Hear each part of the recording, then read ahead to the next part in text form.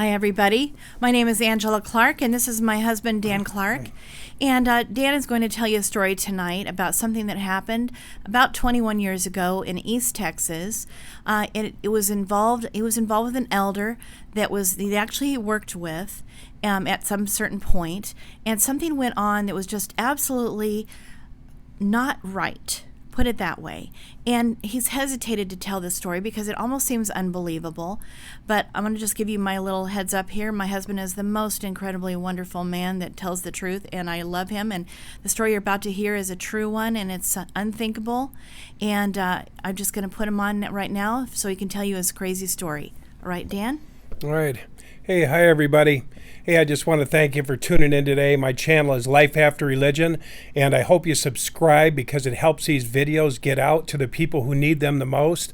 And I just want to get this out to as many people as I can. I want people to be set free. I want them to have hope, and I want them to know that there's life after Jehovah's Witnesses. And, you know, like Angela said, I've hesitated on telling this story.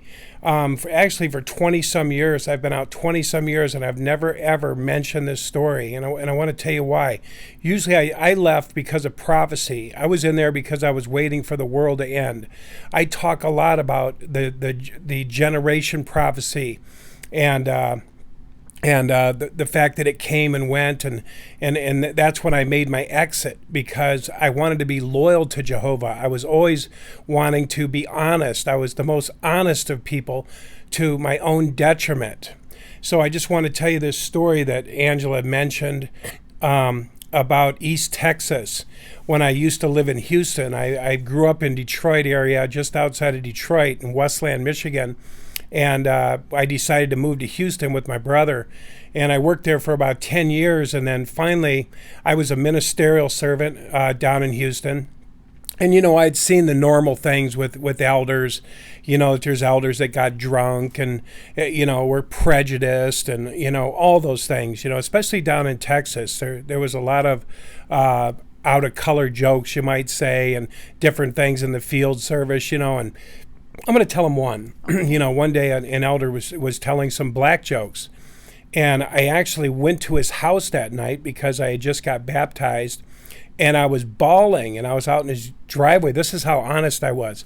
I was bawling, and I was in his driveway, and I said, Frank, I said, my God, you know, those jokes in service today. And he looked at me and he said, are you having a nervous breakdown? And I said, no. I said, you know, do you remember what went on? Yeah, you know, that was just typical there. And it was total shock to me, absolute shock.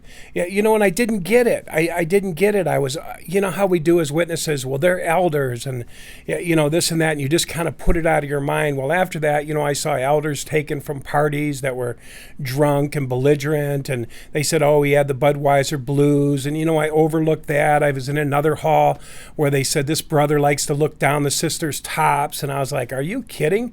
And they said, yeah, he's the presiding overseer. You know, you just see normal stuff. I guess that was becoming normal to me.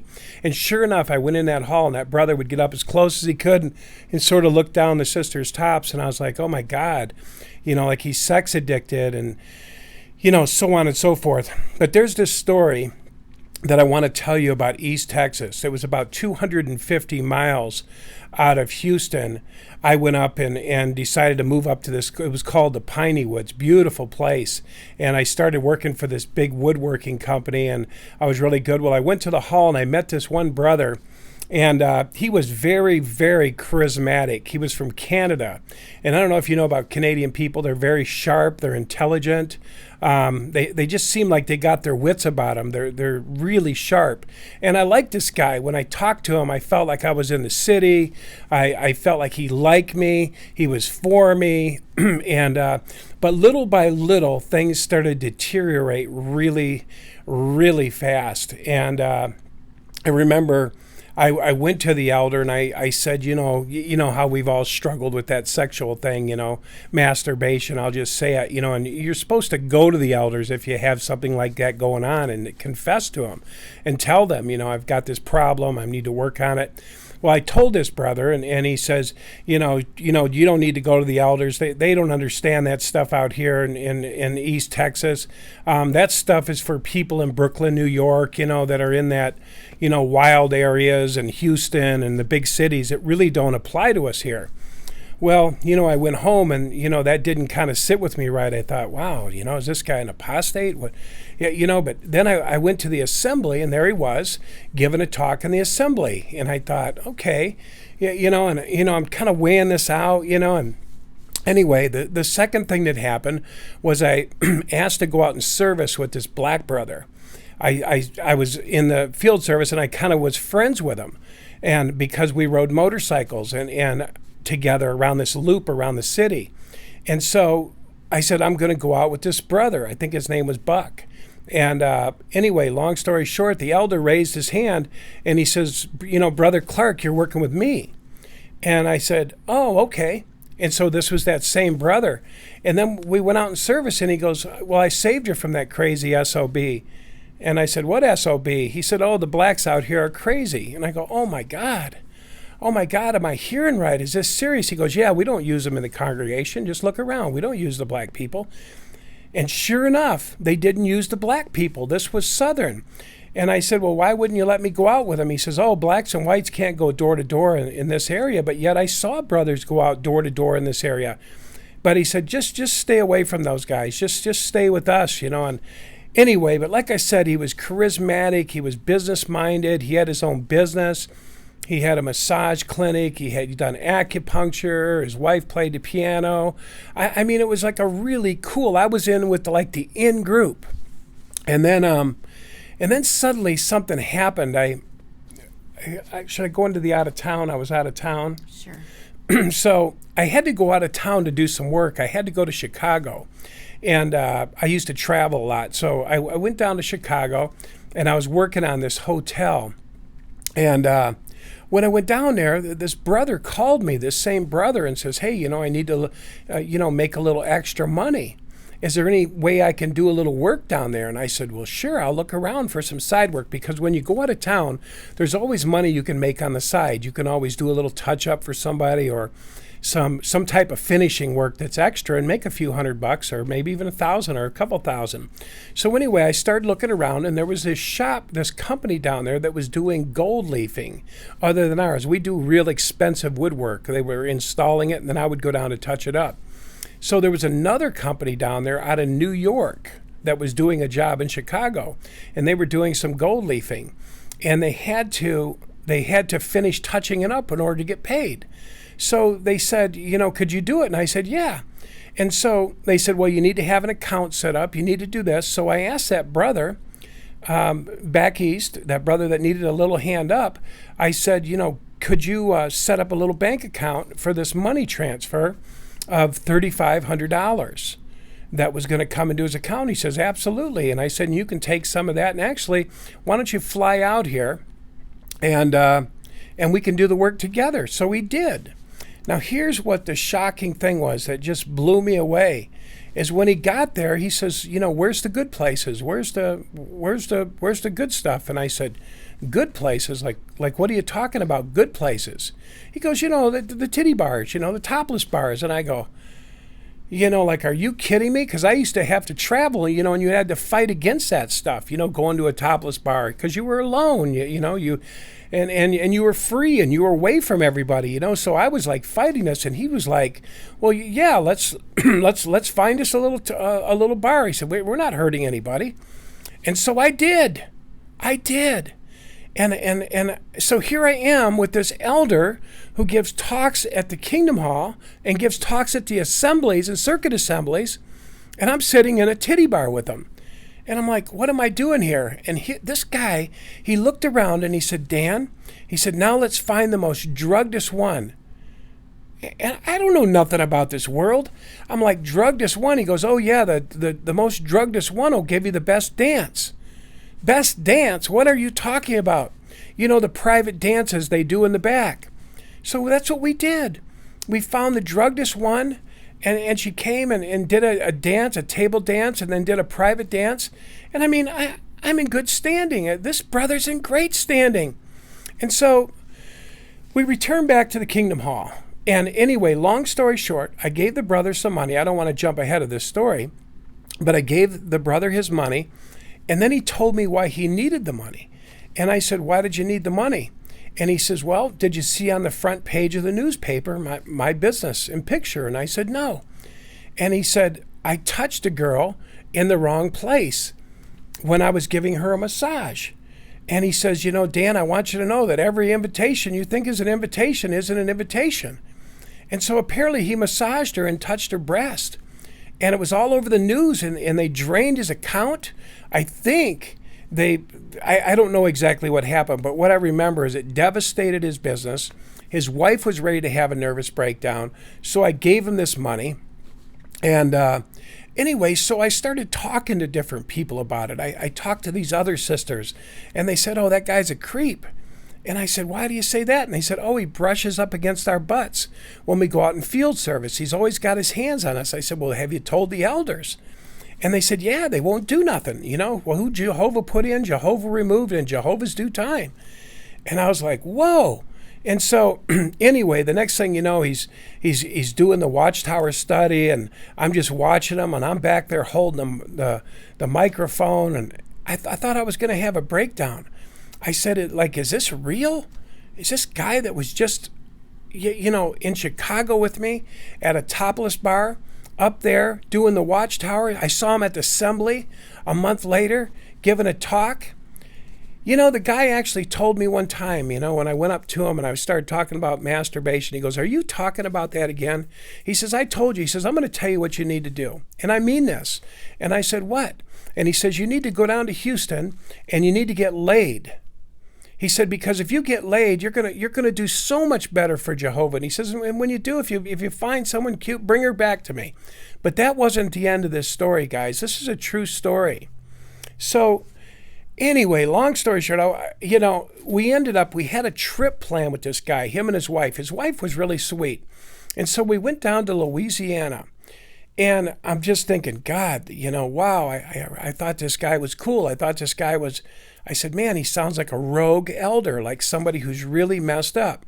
Well, we get out there on the beach, and my wife kind of walks off, and his wife walks off, and I'm stirring this big crab bowl, and he's looking at me with a grin, and he says, do you ever worry about your wife when you're out of town? And I said, no. I said, I think she's good. He says, I've always wanted to be with your wife. Now, most people would say, I just hit the guy, right? But I was in trauma. And I said, well, why didn't you then? Because I was getting this attitude toward him. I goes, well, why didn't you then? Did I ever tell you that? Yeah. Yeah. He said he's always wanted to be with her, and you've always been gone. And he just started laughing. And, because he had power over me because he was an elder. I'm not supposed to challenge the elder. I'm not supposed to question the elder. And so I just kept tucking this stuff away. So eventually I went to the elders and I told them. I told them everything that happened. They didn't believe me. They didn't want to believe me. They said, Jehovah put this guy in.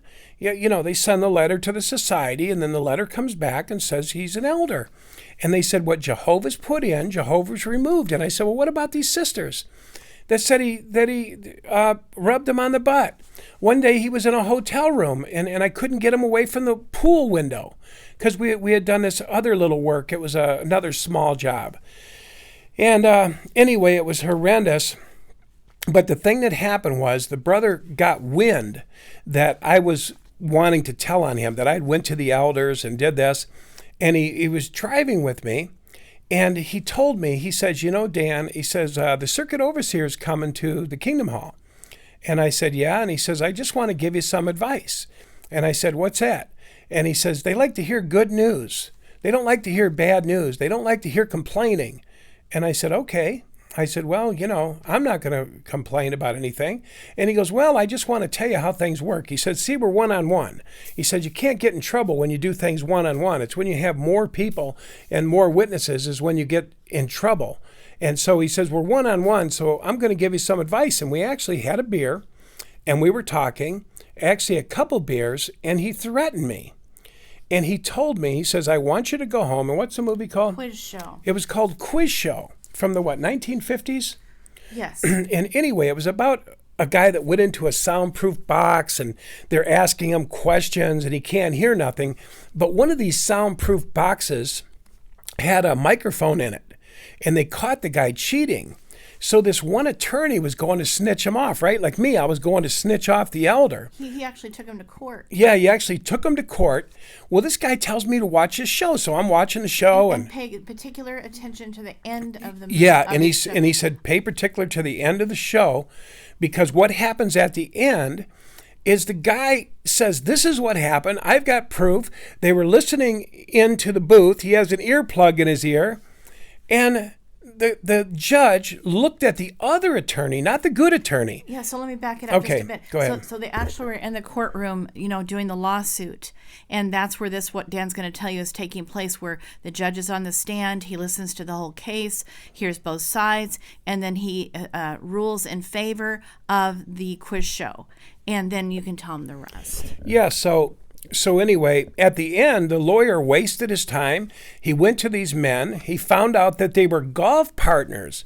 He was basically saying, you can go and tell the elders, but it's a good old boys club. You're not going to get anywhere.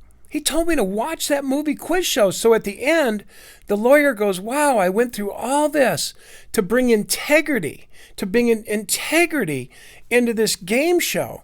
But they were all in it together. And the guy says, not guilty. He says, I won't accept that. And the lawyer turned to himself. And then the other attorney went up to the judge's thing and they smiled at each other and says, I'll see you on the golf course. That's what that elder told me if I was to tell any of this. That's why it was a big thing. And it's time that this story got out. Can I say one more Yeah, thing, go ahead, too? Angela. I remember Dan telling me when he told me this years ago that the guy said, so Dan, the deal is that if you tell anybody, they're not going to believe you anyway. So just want to let you know. He literally said that to him. They were not going to believe you. That's right. And you know what? They didn't believe me. And they took that guy's side. So on and so forth. That guy's, I don't know if he's still an elder, but he was when I left. He had done all that. But I want to say, one thing I want to say about this. So anyway, I realized, I said, oh my God. And that was sort of the beginning of the end for me.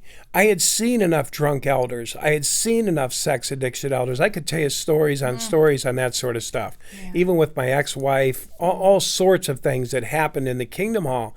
Brothers corner my wife and flirting, and you guys all know about all that stuff. But anyway, long story short, that brother got away with it. That brother got away with worse than that. And they finally moved down to Florida. And but the congregation went on. But what I want to say to you people, the reason I wanted to do this video is a lot of people think in there that they can trust the elders. What is the curriculum for becoming an elder? What is the curriculum? The curriculum is you've got to pass out so many watchtowers a month, like 12 to 13. There's a congregation average. I'm sorry, not so many watchtowers, so many hours, 12 to 13 hours in the service. The congregation average, every congregation has an average between 10 and 15 hours, somewhere in there. So if you're doing that a month, you are in good standing. So it's just that, making your meetings and commenting. That's all you got to do. That's easy. That's easy. Anybody can be in there. You can be in there sex addicted, alcoholic, narcissistic. You can have all those problems, but you're good to go in there. And so there's all sorts of things that happen like this. Sisters running off with brothers and so many different things. But anyway, I moved out of there. Some other stuff happened. There was some Hispanic brothers that didn't like me because they were prejudiced. They put me on reproof.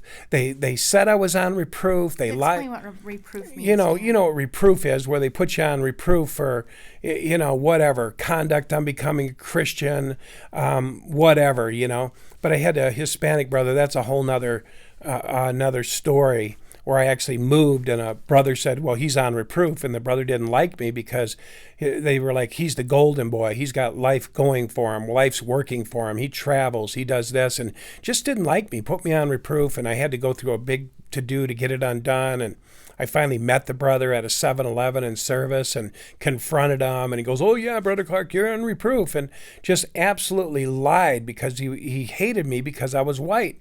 And Dan, can I say something else? Yeah. And not just that, but because Dan, he really wanted to do good and be good, and he wanted things to be right. And you know what bothers me, Dan, is the fact that, the brothers started going door to door, and well, that went on for many, many years. I don't know, was it from the inception of the organization, or was it years down the line that you went door to door? Was it always from the beginning?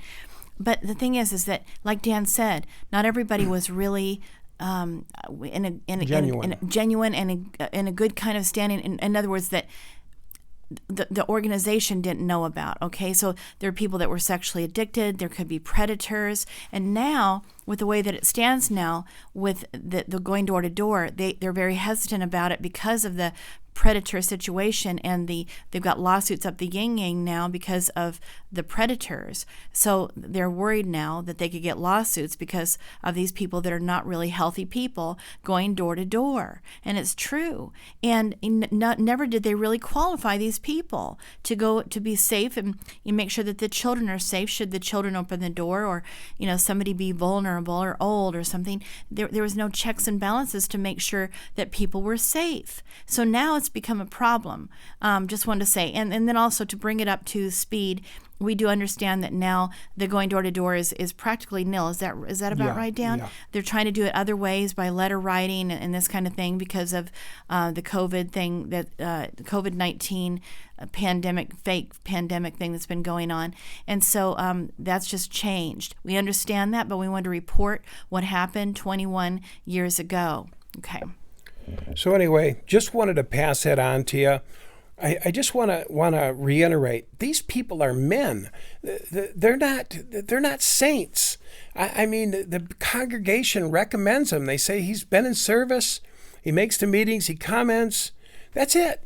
There's no background checks. There's no nothing like that. Exactly. So, these sisters, they have to literally go to the brothers. I mean, if there's sexual activity that they deem, unchristian, different types of sex that a man and woman will have, they have to go to those men, those janitors, construction workers, window cleaners. I mean, these type of just, ordinary, there's nothing wrong with those trades. They're wonderful trades, but they're just ordinary construction men. And they have to go to these ones and tell them. I mean, this is like insane, guys. Could you imagine if you went to that guy who was telling me to do all this stuff, a sister's pouring out her heart? You don't think that guy would have his mind on her, his heart on her, checking her out, maybe even trying to work with her in the door-to-door? Exactly. Can I talk about that? Yeah. So Dan explained to me that the door-to-door was very difficult because men that were married would be going out with a woman who was also married, but it was not his wife, or maybe 2 or 3 girls and one guy, this kind of thing. They'd be in and out of the car with their nylons and their dresses and their high heels and the perfume and the whole thing, and their wives are off to work or they're at home with the kids, and they allow this kind of thing going on. And it's like, no duh, things are going to go on that shouldn't go on because of the in and out of the car. They had to show the man a high respect when they went into the home. They had to put shawls on. Is that how it went down? Because they were with, I don't know how that worked or why, but the women had to show subjection to the man and wear a covering over her head. Unbaptized brother. Because he was if he was an unbaptized brother, that's what they would have to do. So it's just really a lot of flattery, really, and it just went both ways, where there was a attraction and sexual energy building. That's just, that should have been foreseen as a problem, and it caused all kinds of problems, not to mention the drinking that they were allowed to do after they went and did that field service. So lots of problems with regard to sexual activity that could have been avoided. Yeah, because there was just too much intimacy. like at the door to door, you'd be working with everybody's wife, or they'd be working with everybody's husband. During the day, if you were laid off, you would get in the van with a van load of sisters, and you'd be going door to door together. You'd be sharing positive visits together. You would be, me and sister so and so went out. It was wonderful. We had great return visits. I mean, it was just a recipe for disaster, especially when you're 25, 30. I mean, and these young people, because I had heard so many times about sisters running off with brothers and brothers running off with sisters. And, as a joke, we always said that just happened in California, but it was happening everywhere. And it was just, there's how could it not happen? You're telling people that are in their adolescence to, not express anything sexually, and to be like monks. You're telling them to act like monks. Yeah, I mean, you can't even hold a sister's hand. I mean, if you date, I mean, you can't feel any type of intimacy. So it's total, what do you call it? Withhold, total holding that desire in. So anyway, I just wanted to share that story with you, and just tell you and tell the people that that are in the Kingdom Hall, these are just men. They're not saints. They're not extraordinary. They're human. They have desires. They're normal. You have to know boundaries. A woman has to know boundaries with men. And that was one of the things there never was. There was just, so much, you might say, energy, male and female energy, always coming together. It was at the assemblies, and, when you're young, you kind of fed on that. It was kind of exciting. All the female energy, all the male energy, everybody dressed up and looking good, and, studs and, and all that stuff, and all the sisters and brothers looking to get married and all those sort of things. But anyway, just wanted to share that story with you guys today. If you think it'll help somebody, pass this video on. Feel free to share it. Please subscribe. Please hit the subscribe button, because the more people that like it, the more YouTube gets it out there, and the more people can see it. But I want people to know this. I want them to stop being in denial about things they're seeing in the congregation. Brothers are flirting with sisters. This kind of stuff is going on at an alarming rate. There's perversion in there. There's pedophilia in there. There's all sorts of stuff. What were you going to say? I just want to say this. Well, here's what just burns me the most. And that's just that, Dan was explaining how you're going out door to door field service, which they're being asked to do.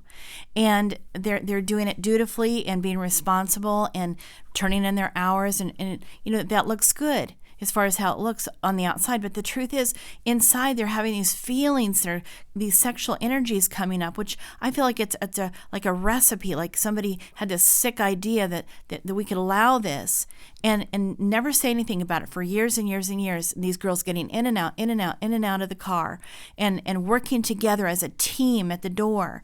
Like, you don't do that with somebody else. You did that with your husband or your wife. And it's one thing if you have to go to work and you have to work professionally, but to willingly go out with someone else's wife or wives, different ones, and allow this sexual energy, and then to have no outlet whatsoever. Like if you're dating, for example, you do not touch, you do not hold hands.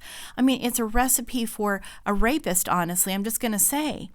And I mean, in my opinion, the witnesses created this sexual perversion that went on because of the withhold of no touch. I mean, I think of Adam and Eve in the Bible times is that, do not touch. It's like, then she got harassed. So the story goes, there's other stories about it that are not in our Bibles that talk about the intensity of that, of what was going on.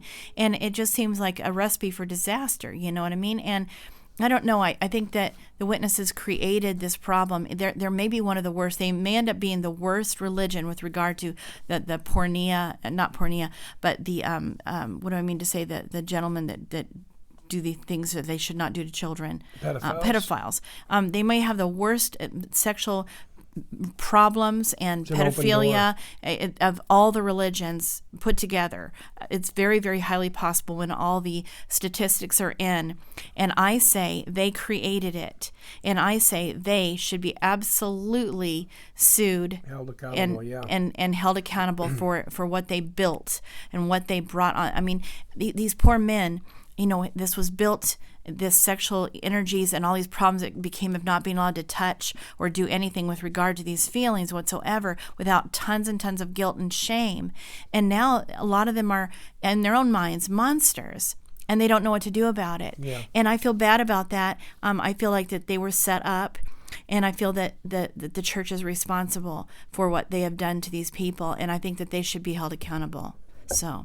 Yeah, and like Angela said, the reason they should is because this is total abstinence. And it's the same as you get in monasteries and in the Catholic Church. That's why that stuff went on in there, because there was total abstinence. It means nothing. Like I said, no holding hands. If an elder sees you looking at a woman, he's going to chastise you. He's going to put you with another person on a date. There's no kissing. There's no embracing. There's no nothing. So that creates just more tension. What you resist persists. And so anyway, we wanted to share this video with you. We also want to tell you, me and Angela have a radio show every other Saturday night. And you can hear us. You can come on there. We'd like to have you as a guest. If you have a story you want to tell, if you're a Jehovah's Witness and you just got this story that you want to get out of you, we do an 1.5-hour interview. And it's wonderful. It's free. It's all recorded. If you have videos, if you have tapes, if you've written a book, and you want to go out there internationally, maybe 5,000 people are listening on the call, and so on and so forth. We'd love to have you on our show. Our show is called Heart to Heart with Dan and Angela, and it's every other Saturday. And I'll give you the numbers. I should give them the number, right? Okay, if you know it. Yep, the number is 727-731-6701. You can dial that number, 727-731-6701, and you can listen to the show every night, Saturday night, at every other Saturday at 7:30 p.m. Mountain Standard Time. That's Mountain Standard Time. It'd be 2 hours later, Eastern Time. But you can listen to the show, and it's just like you're hearing now. You're going to hear stories. You're going to hear why people left, how they left, how they recovered after they left. It's wonderful. And you're going to meet lots of friends, and lots of you're going to make lots of friends, and it's a great show. And if you want to talk, it's wide open. You just dial *6. You just dial *6. So anyway, we'd love to have you on the show. The cat's up here. The cat loves Daddy. And but anyway, we'd love to have you on the show. And like we said, it's every other Saturday, and you can tell your story, and you can come on there, and it'll be a fun time. And there's a lot of healing and a lot of things like that go on. So anyway, thank you guys for listening in. I've been wanting to tell that story a long time. I feel a lot better, now that I've told the story and kind of gotten it out there. And like I said, pass it on. Let people know. Let people know these stories, because a lot of us have been in denial for years. We have been in denial. We have pushed these stories to the back of our mind, and we just let them stay. And we live a compartmentalized life. We actually live a compartmentalized life where we never get it out. We do just one part of our psyche. One part of our psyche just buries the story, and another part tries to live in reality. This is no way to live. This is called compartmentalization. So I just wanted to share that with you. I hope you guys got a lot out of this, and please share the video. Okay, the cat's just laying down. Guys, the thing is that we're not perfect, and we're not trying to say that we're saints and not done anything wrong. It's just that we want to bring awareness that what appears to be when you go into that organization is not exactly as it looks from the outside point of view. And we just want to make sure that we bring awareness and also clarity. Maybe you can relate to some of this stuff, and it feels better and cleansing to be able to share and bring maybe what you might call trash out into the open and get it out and on the table so that you can release it. And it's important to tell some of these things that are buried inside. Like Dan said, it is cleansing and it's healing.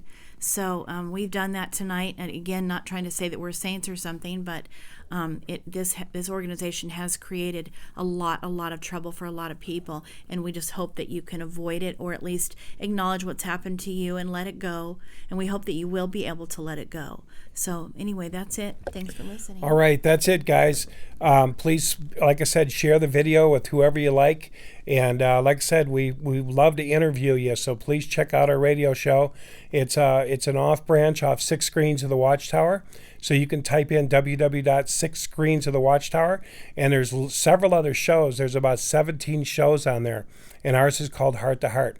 Okay, thanks for tuning in, and I have a lot more videos coming. And on this website, Life After Religion, there's over 100 videos that go back 10 years from all the different publications. I bring all the falsehoods, all the things that I was taught, all the things that have been thrown away, tons and tons of information. You'll love it. It goes back 10 years, over 100 videos, Life After Religion. Okay, thank you guys, and have a great evening, okay?